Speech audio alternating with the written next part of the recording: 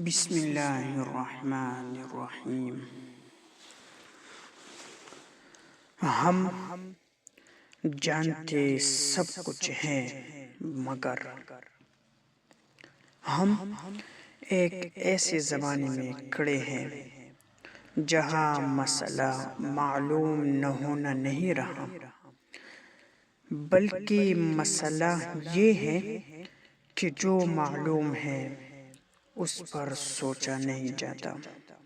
ہم جانتے ہیں سچ کیا ہے، جھوٹ کیا ہے، عدل کیا ہے، ظلم کیا ہے، نماز کیوں ہے، گناہ کیوں منع ہے۔ مگر سوال یہ نہیں کہ ہم جانتے ہیں یا نہیں، بلکہ سوال یہ ہے کہ ہم اس علم کے ساتھ جیتے بھی ہیں۔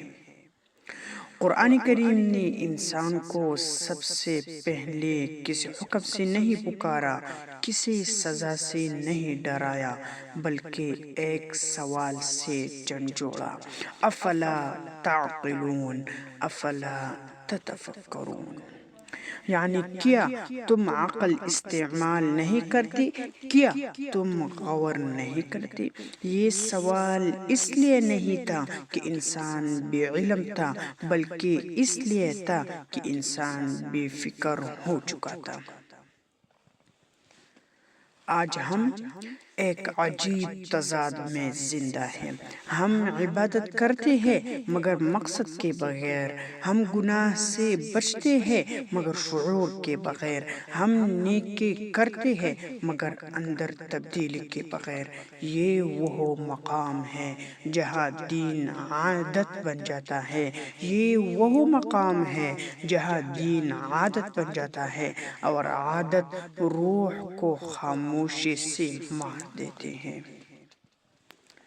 سوچئے، اگر دین صرف عمل کا نام ہوتا تو منافق سب سے بڑا دیندار ہوتا، وہ بھی نماز پڑھتا تھا، وہ بھی روزہ رکھتا تھا، وہ بھی الفاظ جانتا تھا، مگر اس کے اندر کوئی سوال زندہ نہیں تھا۔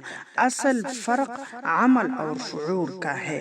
عمل کے بغیر شعور ایک خول ہے جس میں روح نہیں۔ ہم نے دین کو سیکھا کم، وراثت میں زیادہ لیا۔ ہم نے سوال کرنا چھوڑ دیا کیونکہ سوال ہمیں اپنی کمزوری دکھاتا ہے اور انسان اپنی کمزوری دیکھنے سے ہمیشہ بھاگتا ہے۔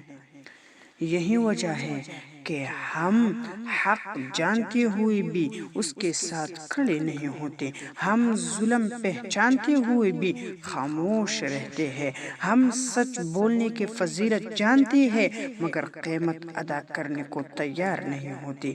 یہ جہالت نہیں، یہ فکری بزدلی ہے۔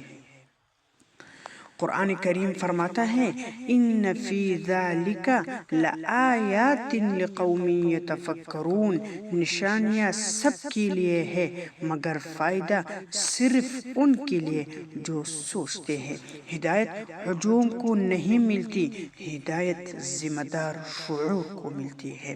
میں آج کوئی نیا نظریہ نہیں دے رہا، کوئی نعرہ نہیں لگا رہا، کوئی فتویٰ نہیں سنا رہا، میں صرف ایک سوال آپ کے سامنے رکھ رہا ہوں: کیا ہم واقعی سوچتے ہیں یا بس وہی کرتے جا رہے ہیں جو ہمیں کرتے ہوئے مل گیا؟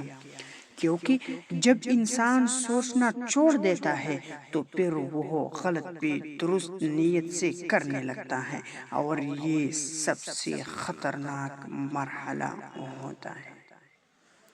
والسلام علیکم ورحمۃ اللہ۔